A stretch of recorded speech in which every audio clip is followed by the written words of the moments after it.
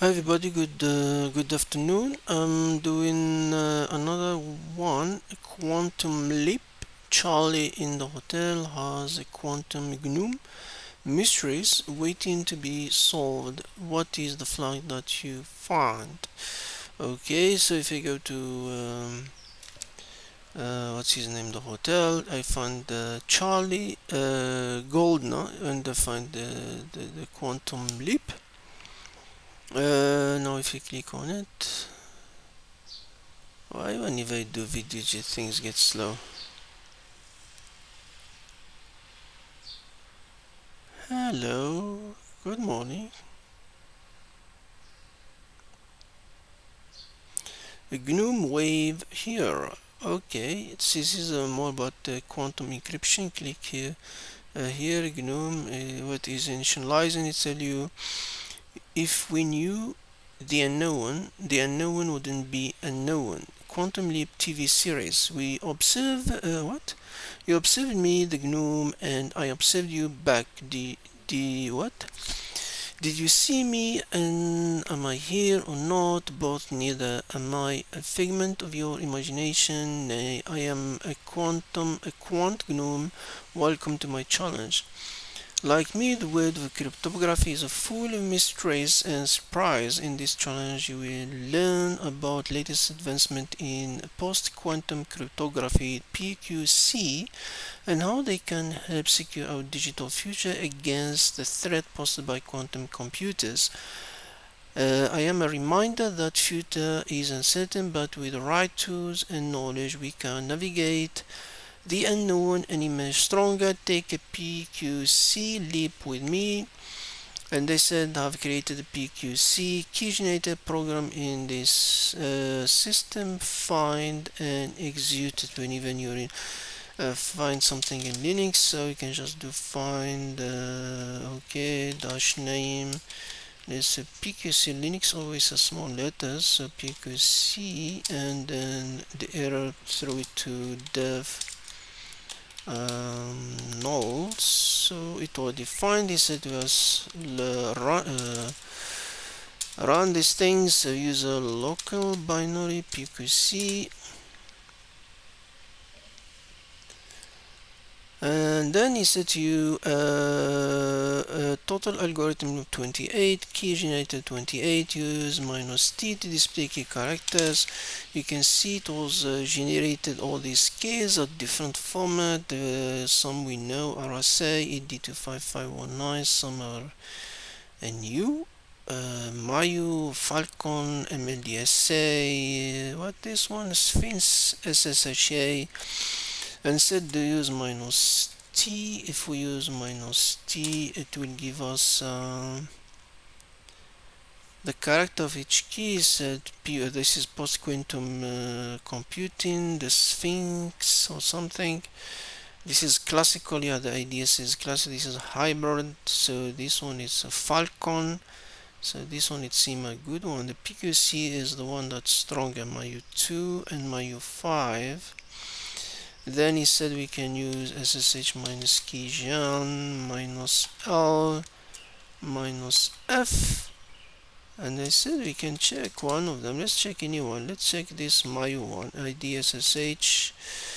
Where is Mayu? Mayu. Let's see Mayu 5. It has 5,554 Mayu 5. It's a SHA-256. What's this one? He said to the bit size of the key, so it's 554. What about to Mayu 3? Let's see what's the difference between two. So 5 is smaller. Then he said touch SSH into PQC-7. That's where things get a bit trickier, because you think you have all these keys, so what, you test one by one, and that's what exactly I did, to be honest, I don't lie. Then after a while and running around with the hint, you realize you are in the box, and if you SSH with it, so usually if you are in Linux system, most of the keys are in the SSH folder, and so you have two IDSA, and because remember this one was generated anew, so If someone think in the beginning, you can say this one will not work in any case because they're not converted to the other server. So we have the server. So if I know this one, so you can think, but the user was created in the other server. So if you create in those server, I can say SSH minus I, and for the key I know is an SSH. So you are say what's the user? The user in this machine is what this Gnome. So it's a G what QG Gnome at. Then you set you minus I, and then tell you permission denied publicly, and that's when you things become freaky here. So what is the problem? Oh, you have been a problem with the key, so we need to use this one, but this one is new. Logically we can't use them, so where is the issue? Now you remember that the public key in general will have information for us. So if you do cut SSH ID, the private will not give you information, it's just private information. But frankly, the public, you can see usually the public will sometimes will have that information. You say it's a Gnome 1. So now if I go back to Gnome 1 and change my username to Gnome 1,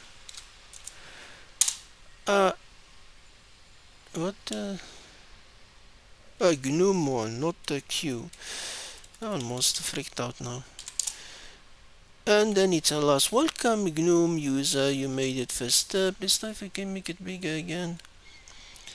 You authenticated with an RSA key, but that isn't very secure. In a post-quantum world, RSA depend on a large prime number, which a quantum computer can easily solve with something like Shor algorithm. I didn't know that. Take a look around and see if you can find a way log into Gnome 2, and that's the same process we do all the time here. ls-la.sh. You can do cat sh, and you know the whole room it follows the same things now, so it's not like a secret. And this is Gnome 2, so it's the same process. So we just need SSH minus I. The key is an SSH. Now using the ed25519, and the username is gnome2. And because we're inside the server, we can just put localhost. We don't need to. What's going on here? And then it says, welcome Gnome 2 user, you made the second leap. You authenticated with an ED25519 key, or smaller than RSA key, but still not secure in post-quantum world due to the Shor algorithm. I think I need to find what is this Shor algorithm. Take a look around as the same things. We can do cat SSH ID, the public, when it says it's a Gnome 3, so you say minus I dot SSH. The key here ID, they're all Mayu2. We're using Mayu2 this time, so we have a Gnome 3 at localhost. We are inside the host, so we don't need to keep typing. And then welcome Gnome 3 user, you made the third leap. You authenticated with Mayu post-quantum key, a post-quantum cryptographic algorithm with promising results for embedded system. However, use Mayu with caution. Wait for the standardized implementation. If when that happen, take a look around to see the same things again. For we can just go minus I SSH. This one is using ADSA, NIST, I don't know what, Sphinx. So big Gnome 4 at not at local host, and then we are welcome Gnome 4. You authenticated with the post is another post quantum hybrid key. What does that mean? A blended approach with a proven classical cryptography and post-quantum cryptography. In this case, you authenticated with NIST P256 ECDSA key, a classical elliptic curve. that also uses post-quantum sphinx standardized by NIST in FIPS 205 as SLH-DSA. That makes this key extremely robust. According to NIST, this is the security level 1 key, which means this key is at least as strong as IS-128. Instead of single exchange signature as with RSA or AD25519, this key produces two, one classical and one post-quantum, that are both checked together. If one fail, authentication fail, hybrid approach is a great first step. Okay, now they tell us look around for admins, so you can do the same things. car.ssh, so it's an ID. This one is ACD and NIST the public, so that's the admin. So we can do s-i ssh id. We're dealing with Sphinx. Not this one is not Sphinx. Local host. And this it tell you you authenticate with another hybrid post-quantum key. What is different about this key? It uses the NIST P521 elliptic curve, roughly equivalent to 15,360-bit RSA key, paired with DSA87. According to NIST, DSA87 is the security level 5 algorithm which proves the highest security level and is meant for the most secure environment. Nice. This is one of the strongest hybrid key available. So security level 2, at least strong as SHA IS-256. The other extremely strong security level 5 algorithms are all use combination. Okay, Falcon 2. Oh, that's nice, guys. Notice that you now have access to directory to a directory in the same location as SSH daemon. Time to look around for your final flag. Now SSH space the process. I don't see the process where it's generated.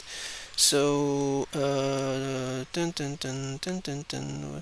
the lazy way. The lazy way is there is no locate in this machine to look for SSH. So we do the lazy way sesh name let's do SSH. Push the error in the dev null, and then we see interesting, we know it's in the opt, so ls minus la opt opt uqs ssh, and then we have a flag folder here, so I can call that flag, and then if you do the flag, and then you have your flag there. So let's see, I'm not showing you the flag, guys. Do the job, do something. Head minus, I'm not sure, I forgot to come for let's see if it's this one, head minus c. I usually do it with triac mirrors. Let's see if you're lucky the flag show or not. Yeah, that's the flag, the beginner flag. It's better you do the work yourself and find your flag. This is the end of the road. Thank you very much, guys, and yeah, have a good day.